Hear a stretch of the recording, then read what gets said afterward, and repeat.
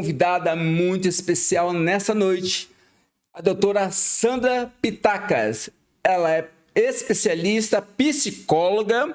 Tudo bem, doutora? Boa noite. Olá, boa noite. Obrigada pelo convite. Como é que a senhora está? Muito obrigado por ter aceitado o convite de estar conosco aqui. A doutora Sandra, a senhora é especialista em educação, correto? Uhum. Especialista em psicologia clínica da saúde, psicologia vocacional e desenvolvimento de carreira.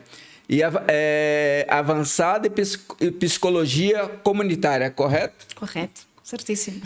Tem mais alguma coisa que a senhora pode acrescentar no seu currículo aí, que é bem vasto? Bom, já trabalho há mais de 20 anos. 20 anos já. 20 anos, portanto, além dessas, portanto, eu pertenço à Ordem dos Psicólogos Portugueses, como membro efetivo. E além de ser psicóloga clínica e da educação, também sou formadora certificada, orientadora de estágio. Ok. E pronto, é por aí. Sim. Doutora Sandra, qual foi o seu maior trabalho que mais te chamou a atenção ou te emocionou? A senhora é de Lisboa, né? Sim, exatamente. E por trás do bastidor, a gente estava conversando que a senhora já trabalhou com pessoas que mexem com problemas químicos. Né? Com dependências. Dependência química. A senhora pode falar um pouquinho dessa experiência da senhora? Portanto, foi um dos primeiros trabalhos, digamos assim, remunerados. Eu tinha feito também ou seja, tinha estado a estagiar no CAT do Restelo, que era o Centro de Atendimento a Toxicodependentes, portanto, na área da toxicodependência. E depois fui calhar, digamos assim, na técnica de equipa do Casal Ventoso. Esta equipa técnica era uma equipa de rua, nós trabalhávamos na rua, efetivamente. Sim. Na altura, o Casal Ventoso, em Lisboa, era chamado o grande supermercado da droga, digamos assim, de um modo geral, onde as pessoas iam também consumir, iam comprar, iam consumir no local, mas também tínhamos muito sem-abrigos no sentido em que as pessoas deixavam as suas casas e residiam lá em tendas e, portanto, faziam os seus consumos, passavam lá a sua vida. Sim. Estas equipas surgem, esta equipa já estava outra equipa, e, portanto, eu integro esta nova equipa em 2001. Eu e outros colegas tínhamos saído da faculdade, portanto, com muita vontade de mudar o mundo, que ainda continuamos, mas naquela altura com muita vontade de fazer. E, de facto, parámos-nos com uma realidade muito diferente que era a nossa, com uma realidade, um submundo, que nós só vimos na televisão, que nós ouvíamos falar, e de facto quando vou trabalhar para lá compreendo de facto esta realidade, e foi assim como um murro no estômago.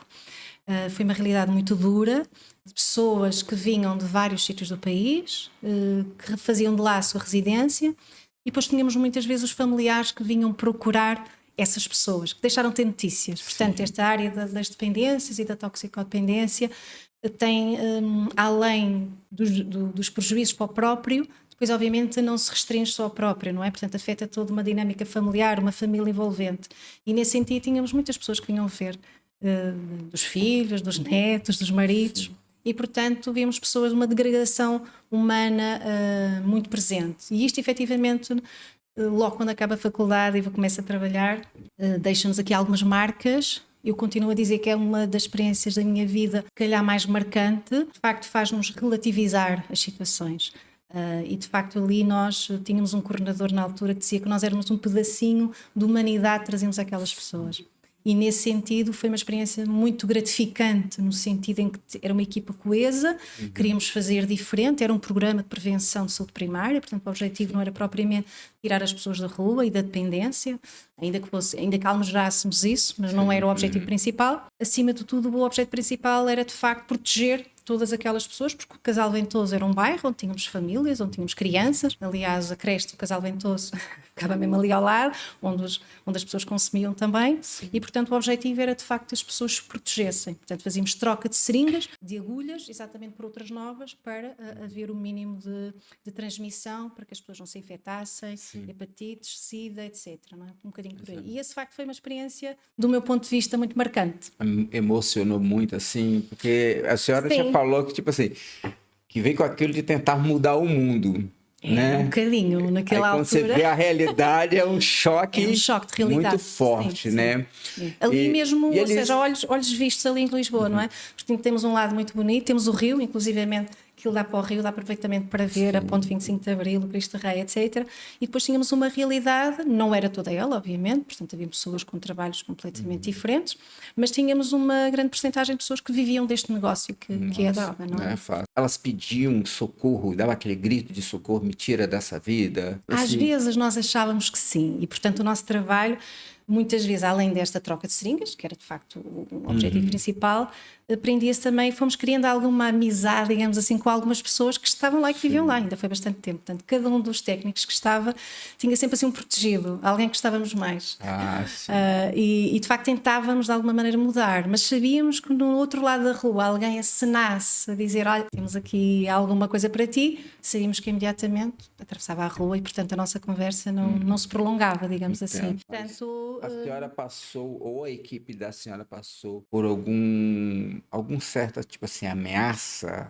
Ou não, um esse certo risco. perigo, um certo risco que vocês correram naquela época? Existia alguns, por exemplo, tivemos situações de overdose, tivemos situações nesta troca de seringas, portanto havia alguém que fazia a troca do kit, digamos assim, e nós tínhamos que nos certificar efetivamente que aquela seringa vinha com agulha. Não é? Portanto, aí é que residia o perigo. Portanto, se ela não viesse, nós não podíamos trocar o kit. Entendi. E por vezes as pessoas tentavam enganar de alguma maneira e dizer: não, mas nós colocámos, não é? E portanto tínhamos aquelas caixinhas, como há nas enfermarias amarelas, onde se punha, não é? E portanto, se nós detectássemos que não tinha ido, nós não podíamos trocar. E às vezes tínhamos assim alguma discussão, no sentido de dizer: não, nós não podemos fazer a troca porque de facto não está como deve estar. Entendi. Mas depois tínhamos pessoas que também fomos criando amizade, mesmo neste meio adverso. Claro que é uma situação que leva. Tínhamos muitas pessoas com prostituição, portanto, prostitutas que recorriam também aos nossos serviços, e assistia-se uma grande gradação também a nível pessoal, não é? Familiar, Entendi. pessoal. Mas ali teve, nessa situação, havia pessoas o quê? Mais de 20 anos para cima ou pessoas mais Sim, novas? sim. Tínhamos Adolescentes não, né? Não se vimos adolescentes. Estamos a falar de facto de 20, 30 anos para cima, pessoas adultas, pessoas com trabalhos, pessoas que trabalhavam. Nós conseguimos fazer este paralelismo também. Quem era residente e estava mais degradado, portanto já não tinha aqui uma estrutura familiar, com outras pessoas que iam fazer os seus consumos, mas voltavam para as suas casas. Já teve alguma pessoa famosa, cantor, um artista? Mas não Vocês posso dizer. presenciaram? Não precisa Sim, dizer sim, o sim. nome, né? Sim, Porque às sim, vezes sem acontece lá no dúvida. Brasil, às vezes Sim, a sim. pessoa está lá no alto, daqui a pouco está lá, vira um morador de rua, perde sua fortuna, tá? Porque começou a usar droga, depois foi em excesso e ele gera muita dívida, vai acabando com seus bens e perdendo famílias, esposas, filhos e tal. A senhora já presenciou alguém assim? Sim, nessa altura sim. Havia algumas pessoas que passavam por Português lá. aqui? Portugueses, estrangeiros também. Estrangeiros Porque, também? de facto, ali era onde se queria. Se alguém queria comprar droga, era ali o sítio Entendi. preferencial. Portanto, Entendi. palavra puxa palavra, e portanto as pessoas dirigiam-se lá. Também consigo pensar aqui em 2 ou 3 pessoas que estiveram nesse meio, que felizmente ainda hoje estão, se calhar, enfim, no meio artístico, e que conseguiram recuperar as suas vidas, não é? Portanto, não é. Sim, ótimo. Portanto, nesse sentido, Houve uma nem tudo. reabilitação. Sim, uma reabilitação. Sim, sim. É porque é mais fácil, a pessoa já está. O difícil é convencer a pessoa, né? Ou tipo um artista, pô, entra numa clínica, tenta, porque ele tem dinheiro para pagar uma clínica. E às vezes, tipo assim, pessoas que não têm condições financeiras, às vezes o Estado, não sei como é que é aqui, né? No Brasil não é obrigatório, né? Mas se a pessoa quiser ajuda, ela é ajudada, coloca numa clínica. Aqui em Portugal tem clínicas que não cobra, que é pelo Estado, e tem privada também, igual no Brasil, né? Claro, tem privado, e depois também tem o recurso a alguns programas específicos. Programas, não é? exato. Tem programas específicos e, portanto, há sempre essa possibilidade de recorrer e tentar esse tratamento. Entendi. Isso existe. Isso A senhora existe. ficou nesse programa há quanto tempo? 2 anos, 1 ano e poucos meses, 1 ano e meio. Um ano e meio. Ano e meio. E depois, o que a senhora foi trabalhar o quê? Já abriu uma clínica para a senhora? Sim, algo que é presente sempre na minha vida desde o início, não é? Sim. Eu tirei Psicologia Clínica no ISPA, portanto em Lisboa. É essa a minha área de formação e é também uma das minhas paixões, digamos assim. Tenho 2 paixões, tenho a escola e tenho também a clínica. E desde essa altura que fui sempre trabalhando em algumas clínicas e neste momento tenho um espaço aberto, um gabinete, um consultório onde também faço psicologia clínica. Portanto, isso foi sempre uma constante na minha vida. Depois vou para o outro lado, margem sul, de onde eu sou, não é? Portanto, vivi sempre em Almada e trabalhei em Setúbal. Também numa área muito ambiciosa e muito desafiante. Qual era a área? Que foi trabalhar com jovens com problemas disruptivos. Portanto, eu sou das primeiras, eu e os colegas da altura, do programa Escolhas, o programa por escolhas primeira geração. E depois na segunda geração... Então iniciou com vocês, a primeira geração? Na altura sim, portanto era um programa na altura que só estava em três distritos, Lisboa, Porto e Setúbal, e depois na segunda geração, portanto passado 2 anos, já foi ampliado para o país inteiro, inclusive as ilhas, e agora já vai na 9ª geração dos Escolhas. Estes programas tinham um objetivo muito claro, trabalhar inicialmente eram mais na prevenção da criminalidade e de alguns problemas disruptivos de jovens em bairros desfavorecidos, portanto havia de facto equipas locais a trabalhar com os jovens nos bairros. Que ótimo. E depois na segunda geração, portanto, já passou aqui um bocadinho o paradigma, ou seja, já se tentou aqui mais a inclusão destes jovens, das crianças e jovens em bairros de facto vulneráveis. E este conceito, esta transição, efetivamente ela é importante, porque já não vimos só o jovem com um comportamento que não é aceitável, mas de facto vemos-lo também como vítima de um contexto. Então aí também foi possível aí as equipas apresentarem projetos. Eu estava no projeto Crescer Mais e de facto foi quando eu tenho o primeiro contacto com as escolas também. Portanto, eu trabalhava no bairro, tínhamos de facto um espaço físico, numa paróquia na altura, onde fazíamos uma série de atividades mais lúdicas, pedagógicas com os jovens, crianças, a partir dos 9 até os 18. E depois, eu como era psicóloga, portanto, fizemos também, o projeto também continha esta parte de intervenção nas escolas. Pronto. Era de facto uma população muito, muito diversa, a população africana, das antigas PALOP, tínhamos uma cultura, também uma comunidade cigana também, e portanto tínhamos ali várias questões ao mesmo tempo, ou seja, pessoas muito diferentes a conviver. E muito rica, também por isso muito rica, e com mais desafios. E também esse período também foi muito importante para mim, também gostei muito. Foi, né? E nesse período foi quanto tempo que a senhora ficou nesse projeto? Tive 4 anos. Portanto, tive desde 2002 a 2006. A senhora era coordenadora desse projeto? Depois, no primeiro projeto não, portanto os primeiros 2 anos, no segundo fiquei meio ano, entretanto a coordenadora foi para um outro projeto e eu fiquei a coordenar o projeto. E era isso foi em Almada, né?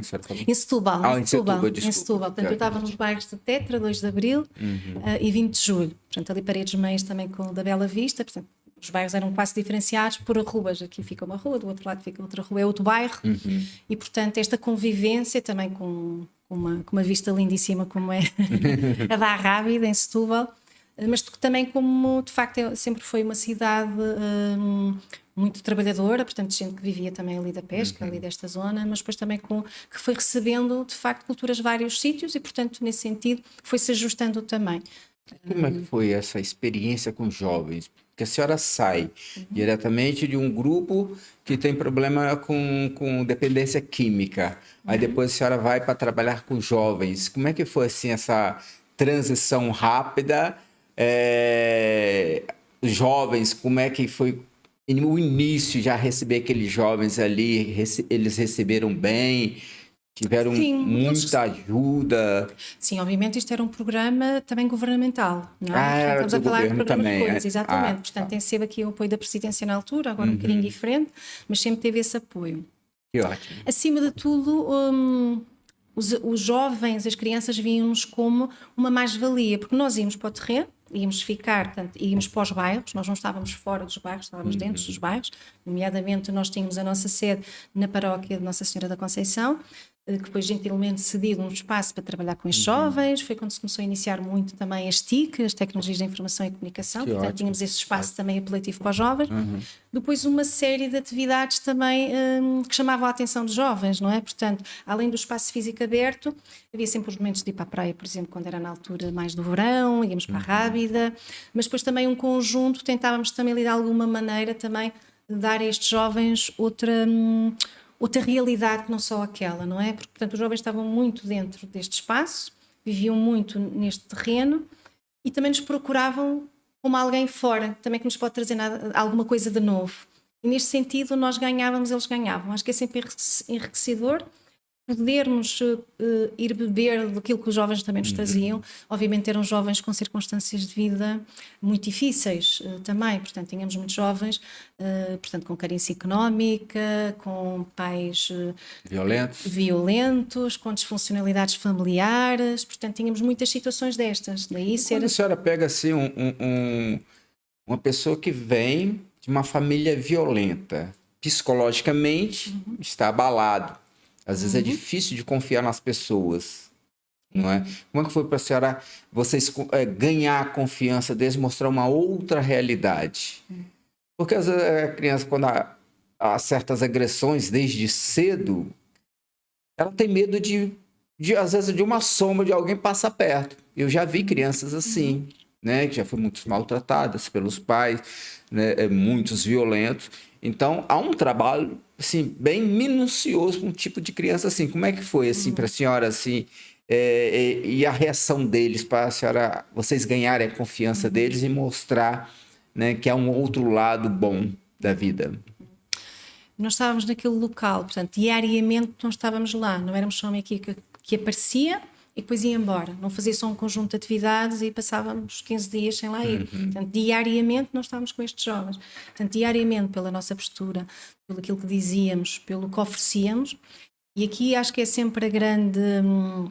nunca podemos perder, mesmo com jovens muito difíceis, e tínhamos de facto jovens difíceis, não é? Nunca nos podemos esquecer que nós somos os técnicos e que nós somos os adultos e que somos os adultos em que eles confiam. E, portanto, nós somos o modelo para os outros.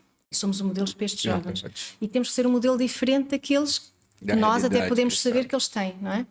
Estava a dizer que há jovens que às vezes o toque, eu recordo perfeitamente numa das situações em que eu pus a mão, portanto eu aproximei-me do jovem que estava aqui. Para pegar o óculos, não há problema. Estava sentado assim à mesa e, portanto, eu surjo por trás, eu coloco só assim a mão, portanto, ia-me aproximar para ver o que ele estava a fazer e a reação dele foi de medo, não é? Foi, não é? Portanto, quando a gente vê um cão acossado, não é? E que reage, que se agacha com receio. Portanto, tínhamos jovens assim também. Portanto, com estes jovens tínhamos de facto mostrar uma postura que era diferente. Perante mesmo às vezes ações e reações mais disruptivas da parte dele, às vezes até questões verbais, ou quando não íamos ao encontro do que eles queriam. E ir ao encontro às vezes era facilitar tudo e era dar tudo. Portanto, os jovens e as crianças precisam de balizas. Têm que saber, começa aqui e acaba aqui. E, portanto, muitas vezes o discurso era no sentido de tentar ultrapassar esses limites. Mas, de facto, com esses limites eles sabem que podem contar connosco. Olha, que ótimo. Parabéns, era nesse sentido que eles iam percebendo que, de facto, da nossa parte, nós estávamos lá, nós fazemos a nossa parte. E este contacto direto, diário, foi, de facto, criando esta relação com os jovens também. Que ótimo. Parabéns mesmo pelo trabalho de vocês. É muito importante. É um trabalho que começou, de facto, lá está, desde 2001 e que ainda hoje, eu sei que agora estamos na 9ª geração, com vários projetos, inclusive aqui em Famalicão também há projetos de escolhas. E de facto é importante perceber que o estar no local, trabalhar com os jovens, tínhamos também uma coisa muito fundamental que eu acho que continua a existir. Nós tínhamos os mediadores. O que eram os mediadores? Era alguém da comunidade que articulava com a equipa. Ou seja, fazia a ponte. Se ele confia, porque é que eu não hei de confiar? Se ele está a trabalhar na equipa, não é? Com as pessoas que aqui estão, com os técnicos, então eu também vou confiar naquela pessoa. E nesse sentido era também uma das formas de chegarmos até eles. Eles perceberem que nós estamos com eles, os outros estão connosco, então podemos se calhar confiar. Vamos tentar confiar. Sim, vamos experimentar. Que ótimo. E depois desse projeto a senhora começou a trabalhar... Foi para a escola já ou teve outros projetos? Tive também formações mais ao nível da formação de adultos. Portanto, a senhora é formadora também? Sou também formadora, portanto, e trabalhei também na área dos centros de novas oportunidades, dos antigos SCEPS, os atuais Qualifica, portanto, são centros para a qualificação de adultos e para o ensino profissional. E aí foi também uma experiência diferente. Na altura percorri ali a zona centro, trabalhei em Setúbal, portanto, também em Setúbal, mas em Santarém, no Cadaval, portanto fui correndo um bocadinho aquela zona ali mais centro. E foi interessante perceber também que estas pessoas tinham muitas coisas para oferecer. Portanto, estamos a falar de pessoas que vão procurar novas qualificações, pessoas que têm qualificações, mas elas não são reconhecidas e, portanto, vão buscar aqui um bocadinho as narrativas pessoais. O que é que a minha narrativa pessoal, profissional, a minha experiência de vida pode acrescentar e pode ser valorizada. E nesse sentido acho que este projeto foi acima de tudo muito importante para isso, para mostrar às pessoas que independentemente de não ter um grau académico, a experiência de vida que tiveram, aquilo que foram fazendo, poderiam ser reconhecidas através do trabalho que foram desenvolvidas. Olha, que ótimo. E, portanto, foi dar aqui um bocadinho de autoestima, de valor próprio, e nesse sentido conheci pessoas muito interessantes, que depois acabavam nas narrativas pessoais, ou quase autobiográficas, falar um bocadinho da vida deles e de facto partilhavam coisas extraordinárias, não é? Portanto, nesse sentido, muito interessante. estas narrativas pessoais é aquilo também que é o ponto comum, se calhar, no meu trajeto todo, não é? Quer com os jovens que partilhavam as suas vidas, quer também no Casal Ventoso, onde tínhamos as pessoas que íamos conhecendo, que iam lá os familiares, perceber aqui um bocadinho o fio à meada, não é? Sim. E também aqui nestas narrativas pessoais, onde as pessoas se expunham, falavam de si, do que é que tinham aprendido, o que é que poderiam dar mais, e deste lado também há sempre este ganho pessoal. Acho que nós ganhamos muito nesta troca, não é? Não são só os outros, mas nós também ganhamos com. E a senhora ficou como formadora durante quanto tempo? Portanto, depois tenho ali um acidente de trabalho. Portanto, A senhora teve um acidente? Tive um acidente de trabalho na altura e, portanto, estive ainda 1 ano e tal sem trabalhar. Também foi assim uma experiência. 1 ano e tal? Foi grave o acidente? Foi assim um bocadinho grave, mas pronto, lá superámos, mas também isso, não é? Portanto, esta questão da superação. E depois, pronto, com formações, e depois comecei a ficar um bocadinho mais direcionada para. E essas formações, qual era a duração deles? Nessa altura, a formação, portanto, a duração tinha a ver também com o trabalho que cada um ia produzindo, não tinha um timing certo, ou seja, não tinha uma duração, começa agora ou tem 25 horas, não, pronto. Há outras formações, sei lá, na área da saúde mental, algumas coisas que foram feitas, aí sim. Nesta questão, portanto, eram chamados processos de reconhecimento e certificação, eram chamados RBCCs, de facto, cada um dos adultos ia entregando os seus trabalhos à medida que também ia conseguindo realizar, e, portanto, depois era perante um júri de certificação também. E essas formações, as pessoas chegavam aí para o campo também? Não, naquilo era mesmo um trabalho produzido, teórico, digamos assim, para poder, portanto, dizer o que é que tinham feito, no fundo, não é? Portanto, entendi. Um bocadinho nesse sentido. Olha, que legal. E depois a senhora foi já para a escola? Sim, depois fiquei um bocadinho mais na área de educação, sempre esta questão da clínica, mas também na área de educação, e é aí que está uma viragem também na minha vida. Portanto, eu vivia em Almada e depois conheço o meu marido entretanto e... Mas ele a senhora sentiu muito de Lisboa para cá, porque o clima também é diferente. É um bocadinho diferente. Eu acho que o Sr. Márcio então dirá, não é? Para mim que eu sou brasileiro, sinto mais ainda. Imagino que sim. Sim, posso dizer que no início era difícil, era mesmo frio. Por exemplo, hoje estavam 6 graus e eu até achei que não estava nada mal. Se fosse há uns anos atrás, portanto eu já cá estou desde 2011, até lavar os dentes, meu Deus, posso dizer. Assim mesmo. Mas na altura foi mais fácil eu vir para cima, digamos assim, porque também sempre andei, lá está, Setúbal, Lisboa, portanto, de um lado para o outro. Para mim sempre foi um desafio. Pronto, foi um desafio. E faço sempre uma coisa, acho eu, que em qualquer trabalho que eu vá, tento sempre ajustar-me também à realidade que eu encontro. E, portanto, tento ver o melhor que posso tirar desta situação. E sempre fui muito bem acolhida, portanto, além do clima, obviamente, que senti alguma diferença, mas também estou perto do mar, vivo perto do mar, e essa era também uma componente que eu tinha, portanto, aí foi importante. Apesar que o mar aqui é mais gelado do que lá para baixo. É um bocadinho mais gelado. É um bocadinho mais gelado. Eu até hoje não consegui dar um pulo na água aqui, que aqui no norte é gelado demais. É mesmo gelado. Mesmo no verão, meu Deus do céu. Às vezes já temos assim um dia ou outro que esteja melhor. Mas eu gosto de praia, gosto de mar, portanto, mesmo gelado. Está parecendo brasileiro, hein? Brasileiro que gosta muito de praia. Exatamente, gosto de ver o mar.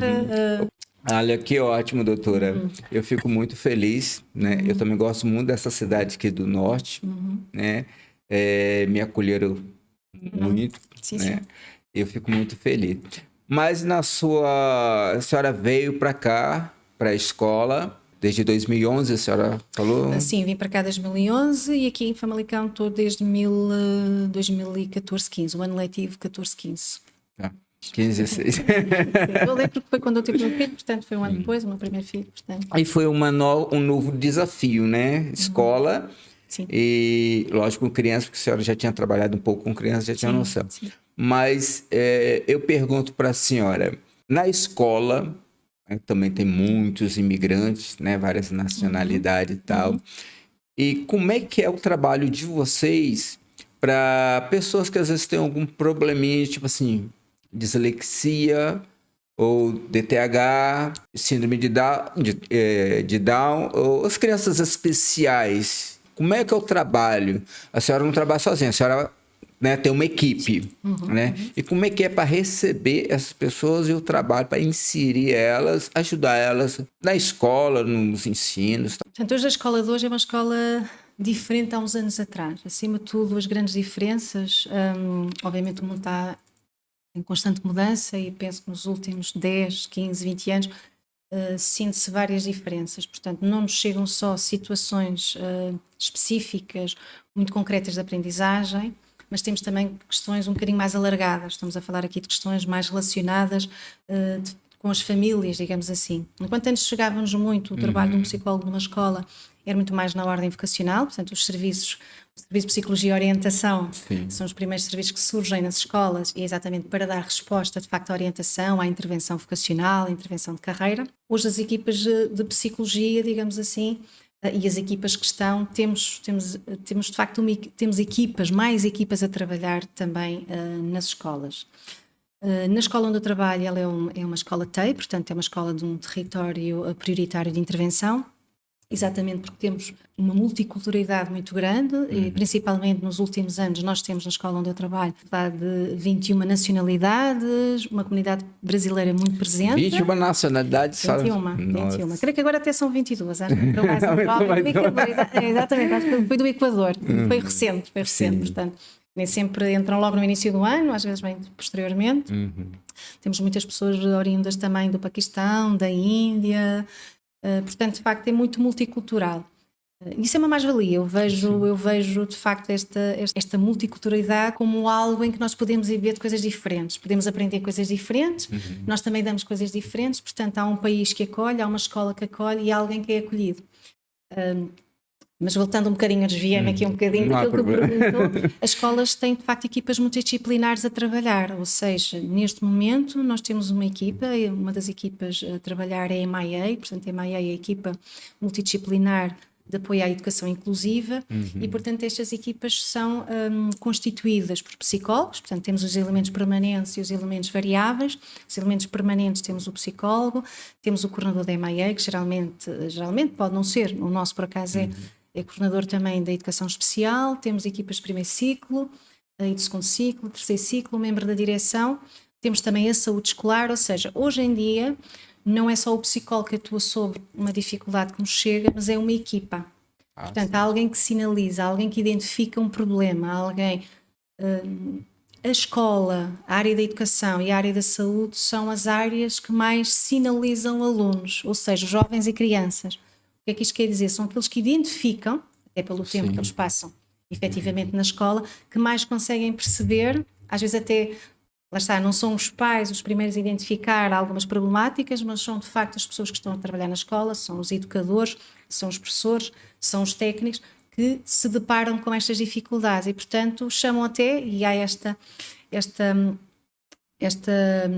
articulação entre um diretor de turma, entre um professor titular de turma, que chamam em encarregado de educação para perceber um bocadinho a história da criança. E quando se percebe que qualquer coisa não está dentro daquilo que é mais a norma, não é? Dentro da idade cronológica e do nível escolar, então sinaliza para esta equipa. Esta equipa articula, a nossa equipa articula semanalmente e atendendo à descrição do que vem neste relatório, neste processo de identificação, então decidimos. E decidimos, esta criança precisa de psicologia, precisa de uma tutoria, precisa do serviço social, temos também os técnicos de serviço social, aliás, eu sou coordenadora do Gabinete de Apoio ao Aluno e à Família, o GAF, que é composto pelo Serviço Social, pelo Serviço de Psicologia e pela Animação Sociocultural. Estes serviços, portanto, estes três, o GAF trabalha muito articuladamente, ou seja, reunimos semanalmente e tentamos, obviamente, sempre falar, discutir os nossos casos e intervenções que nós possamos fazer. Quando nos chega, quais são os primeiros sinais que os pais devem estar alerta?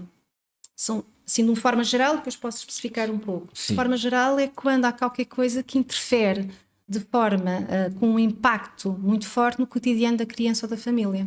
Portanto, se eu tenho uma criança que de repente começa a ter um comportamento que não é o habitual, isto tem que ser um sinal de alerta, seja em que perturbação estivermos a falar. Portanto, acima de tudo, quando eu tenho alguém que tem um determinado tipo de comportamento, começa-me a parecer triste, começa a mudar as rotinas, não quer estar em família, que era uma coisa que habitualmente gostava de fazer, então isto tem que ser um sinal de alarme. Tem que tocar uma campainha. Entendi. Ok? Por exemplo, o que é a perturbação, o que é a dislexia? Não é uma perturbação de neurodesenvolvimento, é uma perturbação de aprendizagem específica com déficit na leitura. Onde é que nós podemos precisar, ou com maior precisão podemos dizer que uma criança é disléxica? Podemos fazer o diagnóstico de uma criança disléxica quando ela está em idade escolar, ou seja, quando já passamos pelo menos o primeiro ano de escolaridade. Porquê? Já consegue detectar. E já se consegue detectar. Porquê? Porque é o ano em que as crianças aprendem a ler e a escrever. Podem haver aqui alguns indícios, alguns indicadores que devem deixar os pais alerta antes da entrada na escola, nomeadamente um discurso mais desorganizado, por exemplo, dificuldade na aquisição ou na verbalização de lenga-lengas. São alguns sinais que, relativamente a esta questão da leitura e da escrita, pode ser aqui já algo que possa chamar a atenção. Mas, efetivamente, geralmente são os professores no segundo ano de escolaridade, até porque estão habituados a ter muitas crianças, não é? E, portanto, quando salta a atenção a alguma criança que tem dificuldade em ler, que tem portanto, uma leitura mais silábica, mais hesitante, pouco expressiva, são sinais que devem chamar a atenção dos pais.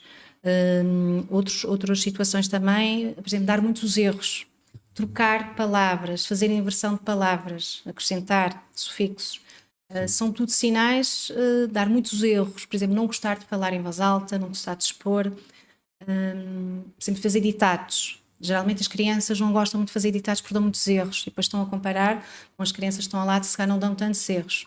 Entendi. Portanto, se nós tivermos uma criança em casa não gosta de ler, que se recusa às vezes a fazer leitura, que dá muitos erros, faz essas inversões, faz este tipo de leitura, então poderemos estar aqui perante uma criança que pode vir a ter um diagnóstico de uma propensão de dislexia. Sim. Portanto, a perturbação da aprendizagem específica com déficit na leitura, estamos a falar de dislexia, pode também haver aqui em termos grafismos, portanto uma disgrafia, portanto com déficit, há aqui um déficit efetivamente ao nível da escrita, uma escrita muito mal feita, mais garatujas, muito irregular, ou também a chamada descalculia, em que efetivamente também existe aqui alguma dificuldade em fazer contagens, realizar a tabuada, ou seja, pouco sentido numérico, dificuldade no raciocínio matemático. Portanto, estes são alguns sinais que mais precocemente podemos identificar e que os educadores, lá está, porque tem muitas crianças, conseguem perceber que há aqui alguma dificuldade desta criança e podem antecipar, já aqui, pelo menos já vir esta nota também, que esta criança pode ter dificuldades e, portanto, ficar de alerta quando efetivamente se puder fazer este diagnóstico, mas nunca antes do primeiro ano de escolaridade, porque é quando as crianças aprendem a ler e a escrever. Olha que ótimo.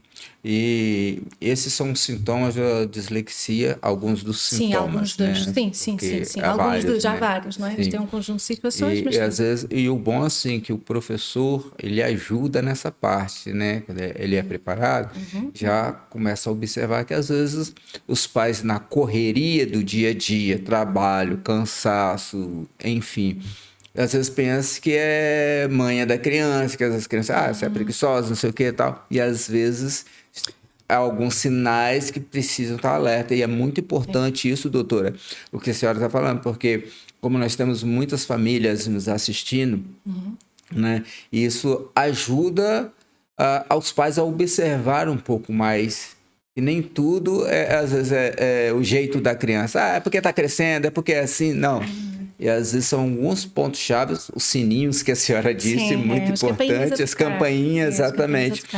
E tudo que é tratado no início, né? Sim, quanto mais precocemente nós intervirmos, obviamente os resultados são mais eficazes. São mais eficazes. Não quer dizer que conseguimos, até porque a dislexia vai de leve, moderada a grave, mas de facto com uma identificação precoce, o mais cedo possível, conseguimos fazer aqui uma reeducação em termos da linguagem, em termos da escrita, que ajuda a criança também a usar estratégias para ir ao encontro de superar as suas dificuldades, porque de facto estas crianças que têm estas dificuldades começam a ter casos, ou seja, começam a ter insucesso muito, muito precocemente.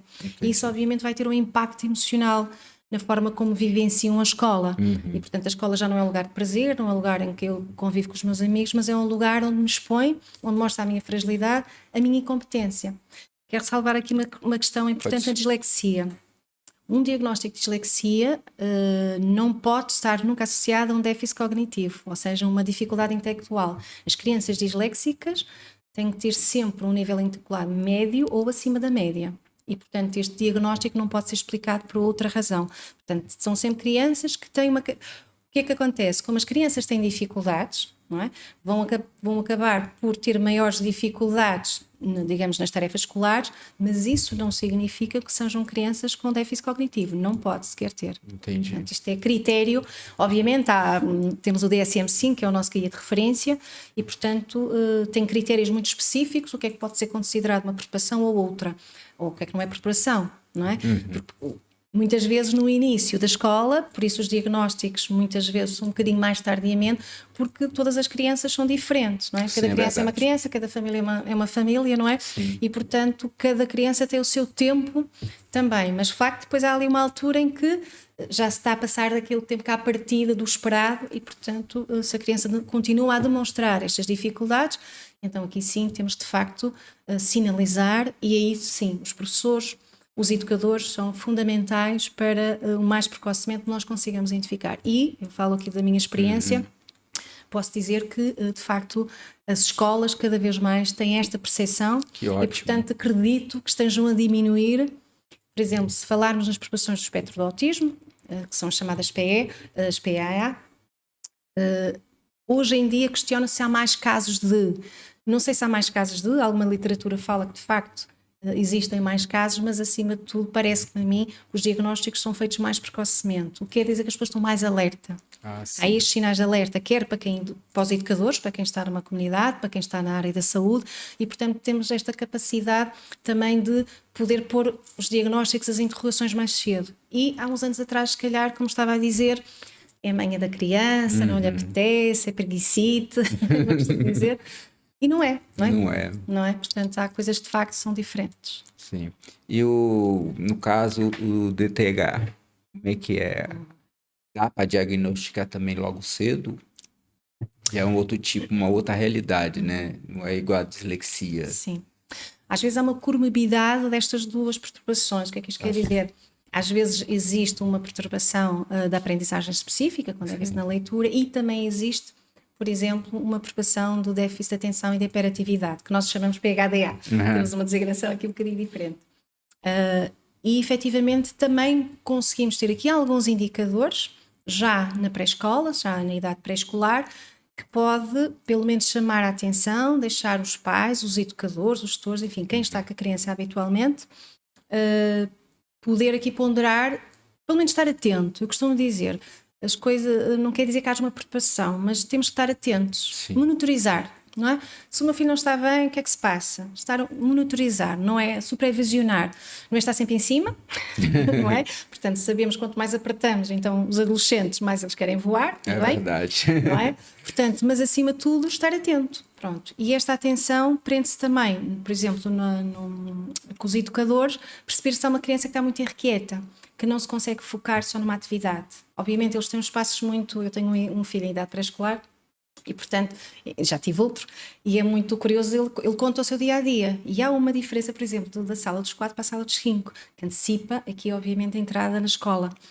E nesta entrada da escola ele diz muitas vezes: oh mãe, hoje estive a fazer muito trabalho, estive sentado e a minha educadora disse, a Zézia disse, agora uns podem pensar para dentro, não é para fazer barulho, então, estamos agora aqui a trabalhar nesta área, então tem uma zona de trabalho, tem uma zona disto, e há alunos e há meninos que não se conseguem focar tanto nestas atividades. Entendi. Sempre percebendo que há aqui, obviamente, diferenças de cada criança, não é? Cada caso é um caso. Mas de facto há aqui estas questões relacionadas com o não conseguir brincar, o não aceitar também algumas indicações, não seguir as indicações, não conseguir estar a brincar com um coleguinha, isso pode ser um indício também que se calhar há aqui qualquer coisa que não está tão bem. Quando vamos para a escola, é evidente, torna-se mais evidente porquê? Ainda quem chama, nós aqui em Portugal dizemos muito bicho carpinteiro, não é? Estamos sempre a mexer. Às vezes podemos estar um bocadinho, mas quando isto interfere claramente nas aprendizagens, geralmente são alunos que não estão atentos, que não estão quietos, que estão numa cadeira, mas não conseguem estar quietos, têm tendência a levantar-se, têm tendência, por exemplo, a levantar-se mesmo quando devem estar, por exemplo, nas refeições, a movimentar-se. Não conseguem também organizar os seus próprios pensamentos. Portanto, uma criança que está nitidamente incapaz de estar sossegada quando é expectável que ela esteja mais sossegada, e ocorre não só num contexto, não é? Porque nós podemos, por exemplo, achar isto só num contexto, mas geralmente estas situações não acontecem não só num contexto, acontecem na escola, acontecem com os amigos, acontecem em casa.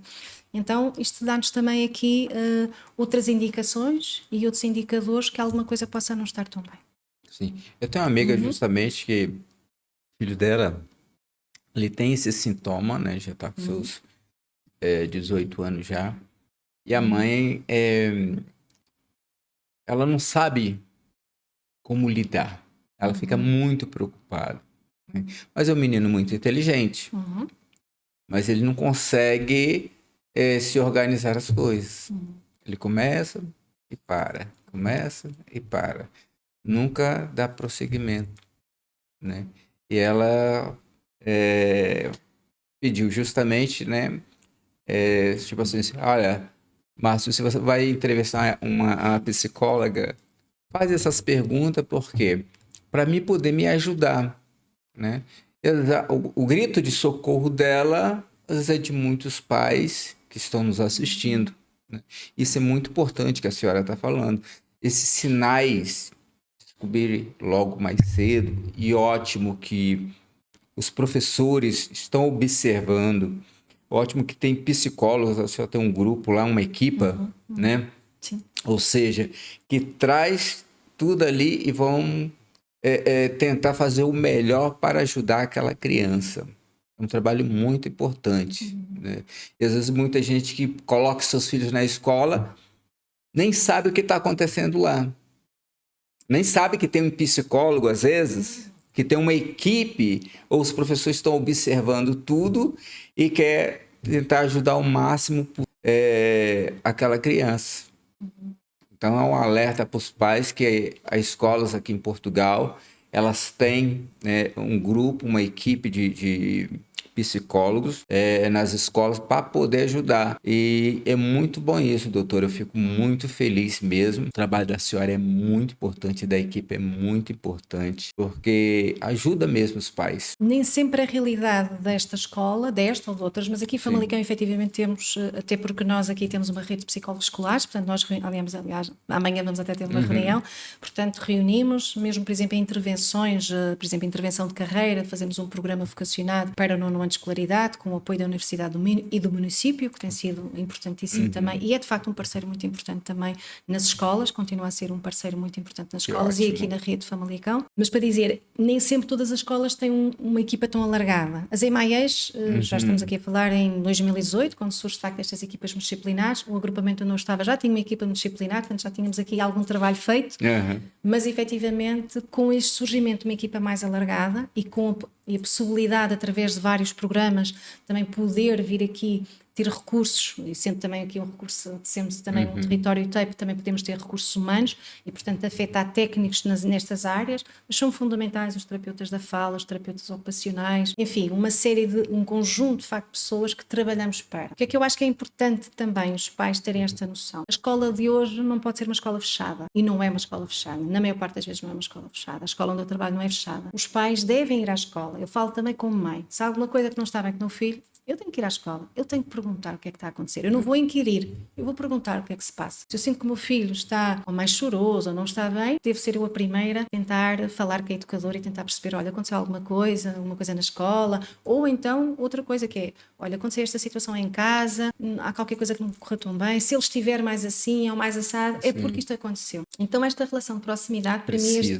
há aqui um triângulo que temos de estar todos em sintonia. Escola, família e aluno. Ou seja, a escola tem que ser uma escola que esteja atenta às necessidades deste aluno, que partilhe e que chame também os pais, mas os pais também... E os pais estão indo? Os pais vão, sempre que são chamados, a grande maioria sim, obviamente temos situações em que temos que pedir aqui a ajuda da nossa técnica de serviço social para também poder, se calhar, chamar os pais, mas na grande maioria das vezes os pais vão à escola. Que e ótimo. Às vezes os pais procuram a escola nesse sentido. Isso é Como muito estava bom. a dizer, meu filho tem esta dificuldade, eu não sei o que é que se passa, mesmo a nível da psicologia, eu acho que ele anda mais triste.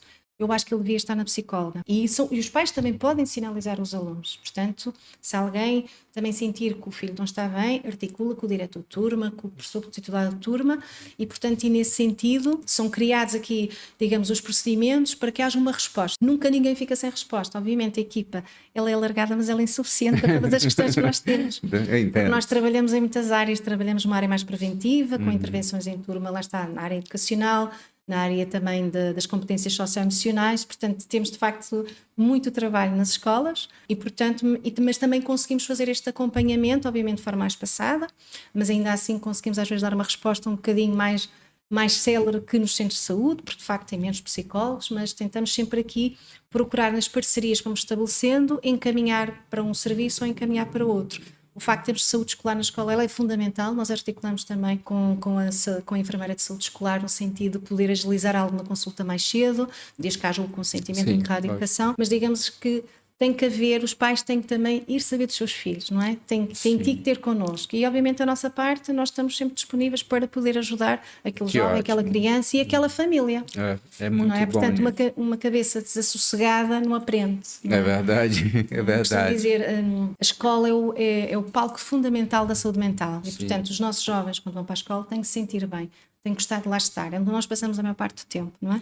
É porque também, doutora, às vezes, olha lá, as crianças começam a tirar nota baixa, e às vezes os pais acham, até falam, você tem que estudar muito, tem que estudar mais, mas não sabe que às vezes ela tem que chegar o professor, igual que a senhora está falando, chega uma psicóloga, olha, meu filho está com essa dificuldade, vocês podem me ajudar, e aí como vocês ali já estão observando a mesma coisa, se vocês, com certeza, vocês fazem um comunicado, chama os pais para poder estar lá, os pais têm que fazer um esforço também, né? Ótimo que mais de 80% já atende o chamado de vocês, isso é muito bom, dá para ver que os pais estão, sim, atentos, né?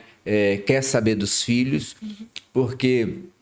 Senão, não adianta estar julgando uma criança e falando isso, aquilo, mas às vezes a criança tem uma certa dificuldade, está com algum probleminha, que pode ser, às vezes, ajudado, né? Com um pouco, os pais têm que ter, às vezes, um pouco de paciência, né? Porque já tem a pressão ali da provas, trabalhos, tal, e às vezes tem aquela dificuldade, e às vezes realmente precisa de um apoio dos pais, não é só da escola, igual a senhora está dizendo. Acho isso muito importante. Porque depois tem que haver este trabalho contínuo, não é? Porque nós podemos fazer aqui, o professor pode ajudar aqui, mas depois tem que haver um trabalho em casa, não é? Muitas vezes também o nosso trabalho, seja dos diretores de turma, dos professores, seja também do psicólogo ou do técnico de serviço social, é muito também como um facilitador, no fundo, também para chamar a atenção desses aspectos e dizer isso mesmo, não é? É importante, não só o trabalho que é aqui feito, mas obviamente é fundamental, a família, ainda que seja uma família um bocadinho diferente. Não é? Antes tínhamos famílias mais nucleares, não é? Vivia-se mais com os pais, hoje temos famílias diferentes e, portanto, mas seja qual for a família, tem que perceber que tem que passar por ali, o contexto familiar, ele continua a ser determinante para que possamos ter sucesso escolar. Entendi. E quando eu falo aqui em sucesso escolar, deixa-me só que não é um sucesso académico que eu estou a falar, estou a falar de um modo geral, não é sucesso escolar, tem sucesso nas aprendizagens, mas é um aluno que se sente feliz, é uma criança que é feliz na escola. Ou seja, estou a falar aqui num bem-estar geral, que é aquilo que nós queremos, é de facto crianças e jovens vão fazendo as suas, não é? O seu percurso académico e curricular, mas acima de tudo que saiam da escola com as ferramentas necessárias para serem adultos felizes, para serem cidadãos felizes e para de facto poderem transmitir, não é? Portanto, a escola tem que ser isto tudo, não é? E é isto tudo, não é? Também. Doutor, agora eu vou fazer uma pergunta um pouquinho diferente.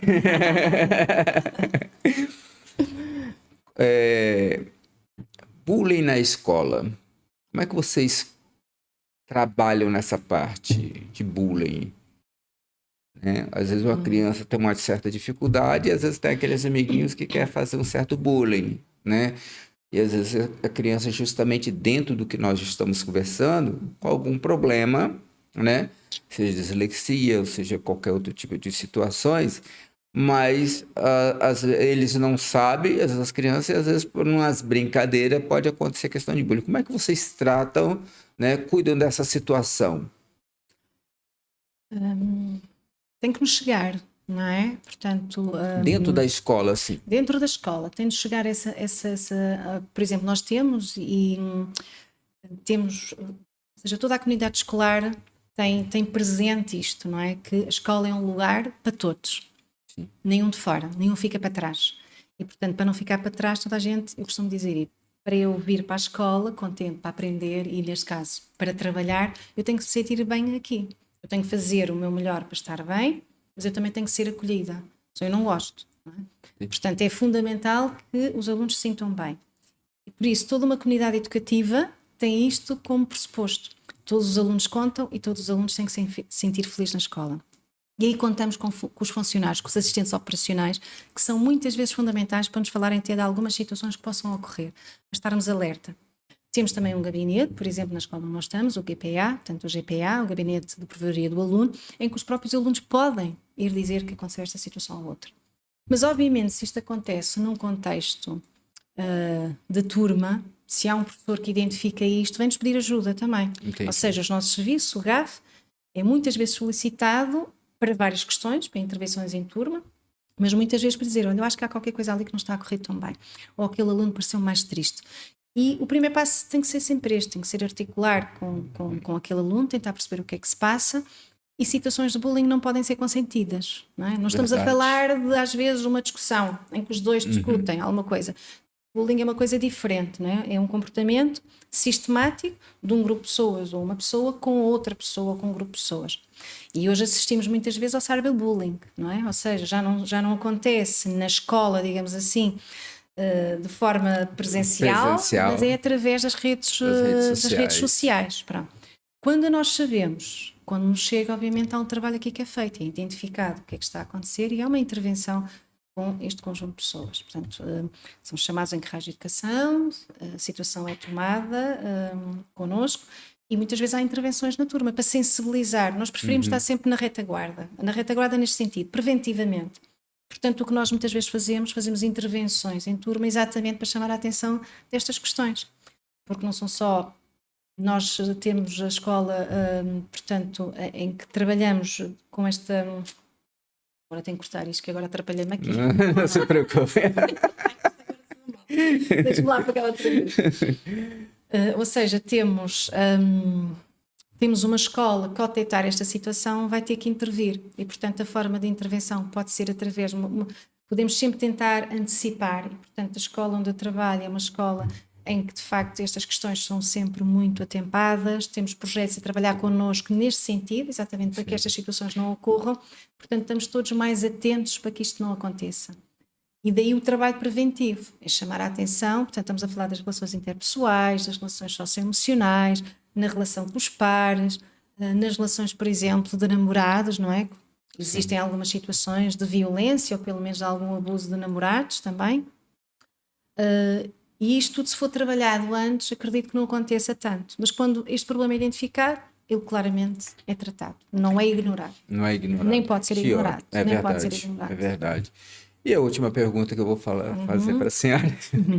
Já teve alguma situação, pai espancar uma criança e a criança chegar com hematomas na escola vocês conseguiram identificar, ou a criança está reprimida ali, e vocês conseguiram identificar essa situação? Quando essas situações ocorrem, ou seja, quando nós percebemos que há ali um professor titular de turma ou um conselho de turma que habitualmente está com esta criança, não é? Com este aluno. Sim. Às vezes pode passar despercebido, não é? Mas, por exemplo, se estamos a falar no verão, alguém que aparece com uma nódoa negra é questionado. Geralmente, se isto for uma situação, de facto, bateu num armário ou o que seja, a pessoa fica atenta. Se aparece uma outra situação, portanto, temos que averiguar. E, portanto, aí é sempre determinante. Por isso é que eu digo, os passos têm que ser, os procedimentos são muito importantes neste sentido, em que se nós detectarmos essas situações e se elas vierem a comprovar, obviamente entra aqui o Serviço Social da escola, em último, e tenta resolver a situação, portanto tenta ver o que é que está a acontecer, e em última instância temos as Comissões de Proteção de Jovens em Risco, as CPCJs, e obviamente há uma sinalização para a CPCJ. Portanto, nós tivermos aqui claramente uma criança que está em risco, esta criança tem que ser identificada, porque existe uma instituição que obviamente zela pelo interesse supremo da criança. E, nesse sentido, são acionados e de facto os meios para que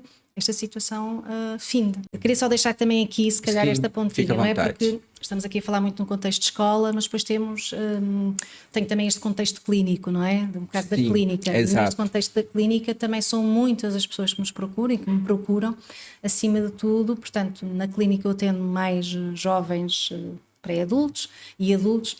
E muitas vezes são estas questões, nós conseguimos fazer a leitura das crianças que temos numa escola, quando percebemos os adultos que muitas vezes recorrem ao consultório. Olha, portanto, temos aqui algumas situações também de depressão, de ansiedade.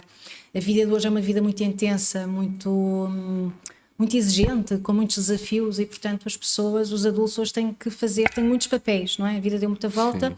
Temos as situações pós-pandemia, portanto, também estas situações pós-pandemia também se refletem na escola, a nível também dos comportamentos, mas também nos adultos que tiveram que refazer vidas, que tiveram que também reestruturar as suas vidas. Sim. E desse sentido temos de facto pessoas que vêm ter connosco um bocadinho no sentido, que sentido é que eu posso dar a minha vida, como é que eu posso sair desta situação de pressão ou de ansiedade, às vezes estas dificuldades também que acontecem entre pais, não é? Portanto, de progenitores, e que muitas vezes nos procuram também como é que eu posso sair desta situação, não é? Porque muitas vezes, se eu resolver a minha questão, se eu estiver bem, os meus filhos também vão estar bem. Verdade. E muitas vezes as situações que nós encontramos na escola, mais em termos de ansiedade de desempenho, de problemas, por exemplo, da preocupação, de desafio, de oposição, são de facto questões que não se findam nelas próprias, nas crianças, mas são o reflexo também daquilo que acontece em casa, de alguma disfuncionalidade que acontece em casa, de um ou dos dois progenitores. Portanto, desse ponto de vista é interessante também perceber e ajudar também estas pessoas que recorrem a nós, às vezes por autoconhecimento, também é certo, sim, mas muitas vezes para tentar gerir melhor as situações que acontecem. E a ansiedade é uma preocupação que de facto está muito presente. Está muito presente, está muito presente, está muito presente. E como é que faz com a pessoa tentar amenizar? Porque a senhora, como psicóloga, né, como a pessoa tenta... É só medicamentos? Não. Tem que ser um trabalho. Eu sou muito apologista que, obviamente, se uma medicação é precisa, é a mesma coisa se eu tiver um problema no joelho, eu vou ao ortopedista, se ele dizer que eu tenho que tomar uma medicação ou tenho que fazer aquele exame, eu faço, enquanto for necessário. Muitas vezes nós precisamos de ter, as pessoas podem precisar de medicação para conseguirmos aceder a conteúdos um bocadinho mais internos, para chegarmos à raiz, digamos assim, da questão. Porque muitas vezes o medicamento o que vem é tapar a questão da ansiedade. Isso, não é? Vem de facto acalmar os sintomas, mas aquilo que traz ou está no fundo da ansiedade nós não sabemos. E portanto a medicação tem que ser um uso muito, aliás somos da população que mais, os portugueses são das populações que mais usam os medicamentos para tratar preocupações na área da saúde mental. Na minha perspectiva, erradamente, eu acho que ela tem que ser ajustada sempre com o pedopsiquiatra, quando é caso de uma criança, ou com o psiquiatra, para que efetivamente possamos poder tirar o melhor ali da situação com aquele adulto. Mas ela é temporária do meu ponto de vista. Claro que há pessoas que se calhar têm que tomar uma medicação prolongada ou até para o resto da vida. No entanto, para nós para trabalharmos com aquela pessoa, nós precisamos que aquela pessoa esteja, de facto, ciente de si própria, das suas necessidades e daquilo Agora, que a ansiedade, ela tem uma faixa etária de idade para ter? Ocorre em crianças também? Também pode ocorrer em crianças, sim, pode ocorrer em crianças. Nós temos, por exemplo, ansiedade, temos muito. Ansiedade cresceu um bocadinho pós-pandemia. Portanto, as pessoas ficaram muito presas, não é isso? Sim, e muito incerto, não é? É um futuro muito incerto. Muito Tínhamos a incerto. nossa vida a correr e de repente confinamos todos, não É é? verdade. E portanto, a ansiedade é exatamente o receio do que é que vem do futuro. E o futuro pode ser uma coisa boa, mas também eu posso imaginá-lo como algo difícil de gerir. E, portanto, são situações que ocorrem também em jovens, portanto, temos muitas situações de ansiedade de desempenho relativamente às avaliações, temos muitas preocupações de pânico também é uma coisa que é muito recorrente. E, portanto, quanto mais cedo nós conseguimos perceber, a ansiedade não tem que ser necessariamente má. É ela também que me prepara quando eu tenho que fazer uma coisa importante. Interessante, eu não sabia. A partir do momento em que ela interfere no meu dia a dia, no meu cotidiano, por exemplo, uma fobia social. A partir do momento em que eu deixo, até gostava de sair, até gostava de ir dançar, ou sair com os meus amigos, mas começo a evitar cada vez mais a saída de casa porque eu tenho medo do meu comportamento ou tenho medo de sair, portanto entro aqui num discurso interno muito o que é que vai acontecer, não é? Com muito medo de o que é que vai acontecer, então ela aqui vai ter um impacto fundamental no meu cotidiano, no meu dia-a-dia. Quando ela de facto ela é intensa o suficiente para interferir, então aí temos de ter este sinal, isto é um sinal de alerta quando eu deixo de fazer aquilo que habitualmente fazia para fazer outras situações, não é? Sim. E no caso que a senhora estava comentando também sobre a depressão. Depressão que eu vejo assim, às vezes no meio artístico, às vezes dia a dia, às vezes acontece que eu vejo pessoas... Eu tive um amigo que realmente ele acabou se matando, entende? Por que a depressão ela é tão agressiva assim, leva a pessoa a ter esse pensamento de tirar a própria vida? Um sofrimento tão grande assim. Quando deixamos de ver a luz ao fundo do túnel, não é? Portanto, a depressão, de facto, ela é sustentada exatamente por este tipo de pensamento, este humor por não querer sair da cama, por achar que não é uma pessoa válida, que não faz falta cá no mundo, não é? Mas isso causa... Mas só um minutinho.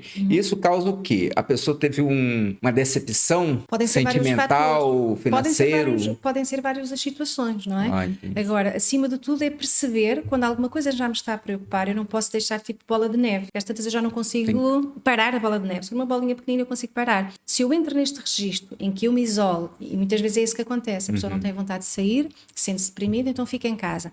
E quanto menos, que são os chamados fatores também aqui protetores, que é a rede familiar, que são os pais, que são os amigos, pode ser a pessoa que está ao lado, ou seja, que chame para a realidade e ajude efetivamente esta pessoa, quando começa a ficar cada vez mais isolado, então aí começamos a entrar num caminho mais perigoso, em que não vimos de facto esta luz ao fundo do túnel. Entendi. Portanto, é ter esta percepção de que alguma coisa não está bem comigo e pedir ajuda. Quanto mais tarde eu pedir ajuda, pior vai ser para mim, porque eu já vou ter esta sensação que eu não vou conseguir ultrapassar. E é importante ter, ou seja, nunca vez não relativizamos as situações, não é? Achamos que só nós, não somos só nós. Ou seja, todos nós, por algum momento, se calhar já tivemos aqui um momento mais triste. E muitas vezes a tristeza ela é reativa. Também se fala muitas vezes em depressão. Sim. A situação que contou, claramente, era uma situação de depressão que levou depois, de facto, ao suicídio, não é? A ideação suicida. Há uma série de fatores que nós podemos ir percebendo. E é fundamental que haja alguém que tenha esta percepção. Também ela acontece nos jovens, não é? Sim. Perceber que alguma coisa não está bem. Se eu começo a ter pensamentos que não valem nada, portanto de depreciação, desvalorização, refugiar mais em casa, não ter contacto com os outros, perder interesse por uma série de situações que antes eu gostava de ter, geralmente já não consigo acordar de manhã, por exemplo, nos adultos para ir para o trabalho. Isto são sinais de alerta para quem está ao lado para poder agir, onde deve se dirigir, não é? Seja um consultório particular, um médico particular, um psiquiatra, naturalmente vai precisar, se calhar, daqui da medicação para agir sobre estes sintomas negativos, estes sintomas que tivemos aqui a falar, para que consiga, se calhar com um trabalho psicoterapêutico, psicologia, perceber porque é que levou àquela situação e poder trabalhar a partir daí. Portanto, aí a medicação ela é essencial para travar este tipo de sentimentos e de emoções. Então há uma medicação que consegue travar. Sim, travar. Então, mas há um trabalho que há um trabalho psicológico. Sim. E a medicação para poder ajudar um ou outro ali. Isso é muito importante. Depressão tem matado muita gente tem tirado sua própria vida, como eu acabei de falar de um amigo, né, faz anos. Ele, na época, ele tinha 22 anos, infelizmente, tirou sua própria vida. Uma ótima pessoa. Por exemplo, o uso de substâncias pode desencadear aqui episódios de ideação suicida também. Ou seja, o uso de substâncias podem, aliás... Não, mas ele não usava nada... Não, estou aqui a fazer isto porque também é uma das situações que pode, não quer dizer que... Mas há muitas situações que são disputadas, não é? Quando nós entramos aqui num caminho... de perigo, digamos assim, ou exatamente também desafio de confronto, perdemos aqui um bocadinho o pé, não é? E portanto claramente vamos perdendo aquilo que nos sustenta e que nos faz caminhar em direção à vida, não é? Ao sentido da vida, à pulsão de vida, digamos assim. E, portanto, é importante reconhecer estes sinais de alerta para poder agir atempadamente, não é? Vi uma menina uma vez e quando iniciou justamente a pandemia, os jornais ficaram com muito aquilo, muita gente morrendo. E a menina nova, ela ia se jogar do prédio, né? E os irmãos conseguiram segurar ela, porque achava que é já o fim do mundo. Ela entrou numa depressão, mas foi muito forte. E graças a Deus, assim, os irmãos seguraram ela, porque senão seria mais uma vida. E porque nessa pandemia, teve muita gente que fechou suas lojas, seus comércios, suas empresas. Sim. Uns voltaram, outros não voltaram. Outros reajustaram a vida. E às vezes a pessoa entra nesse estado assim de depressão, porque realmente foi uma pressão muito forte sobre o Covid, sobre essa doença e tal, e a mídia também só falando de morte, não sei quantos morreram, foi falando de cada país aqui em Portugal e tal. E realmente mexeu com o emocional de muita gente. Sim. A senhora já falou que tem esses recursos, buscar pedir logo socorro, enquanto é recente, melhor do que depois a bola de neve vai crescendo e não tem mais controle. Mas é uma pessoa que está com um síndrome de pânico, é diferente, distante, ou ela já começa a sentir alguma coisinha ali da depressão ou da ansiedade que causa a síndrome de pânico. Geralmente o síndrome de pânico tem características próprias, portanto... Quais são? Portanto, a pessoa tem de facto a sensação que vai morrer, portanto sente de facto um batimento cardíaco muito acelerado, tem medo da morte, portanto acha que de facto vai morrer. O que acontece quando esta pessoa geralmente é levada para o hospital, percebe-se pelo diagnóstico, não é, clínico, que é feito e pelo recurso aos instrumentos, que efetivamente não se passa nada, ou melhor, passa-se alguma coisa, não se passa que se vai morrer, felizmente. Portanto tem a ver de facto aqui com um episódio agudo, pânico, não é? Estes indicadores, este especificador de pânico. E obviamente tem aqui algo por trás, é tentar aqui perceber o que é que se passa, porque é que há esta ansiedade, porque é que há este medo perante o futuro, porque é que tem-se medo. Também temos tipos diferentes de angústias, não é? Temos a angústia de separação, temos medo de perder as pessoas próximas, temos medo que o mundo vá acabar, portanto tem que ser, cada caso de facto é um caso e é preciso olhar para eles de forma de facto diferenciada, não é? Entendi. Muito obrigado, doutora Sandra, muito obrigado mesmo, essa entrevista foi muito boa. Muito obrigada eu pelo convite e pela conversa. Verdade. Portanto, eu trabalho no agrupamento de escolas Dom Sancho I, Dom Sancho I, Famalicão. Aqui em Famalicão, exatamente. E, portanto, tenho consultório, gabinete em Matosinhos. Em Matosinhos? Em Matosinhos, se quiser falar o endereço, ou fica à vontade. Ou então deixo aqui também, se houver alguém que esteja a ouvir ou que, portanto, possa também entrar em contato com o senhor. Sim, verdade. Muito obrigado, doutora. Muito obrigada. Agradeço a todos por estar nos assistindo. Essa entrevista maravilhosa. Não deixe de se inscrever, não deixe de compartilhar, não deixe de ativar o sininho para receber as notificações. E alguém na família está precisando de alguma ajuda, pode entrar em contato conosco através do e-mail. Tem a doutora Sandra Pitago, que ela tem a clínica dela em Matosinho. A doutora está aqui também. Quem tiver filhos, estão aqui na escola Dom Sancho, no agrupamento Dom Sancho. Ela e a equipe dela está ali também para orientar, né, doutora? Orientar e ajudar no que for possível. Muito obrigado, doutora, mais uma vez. Obrigada. Até a próxima. Tchau, galera. Até a próxima. Deus abençoe a todos.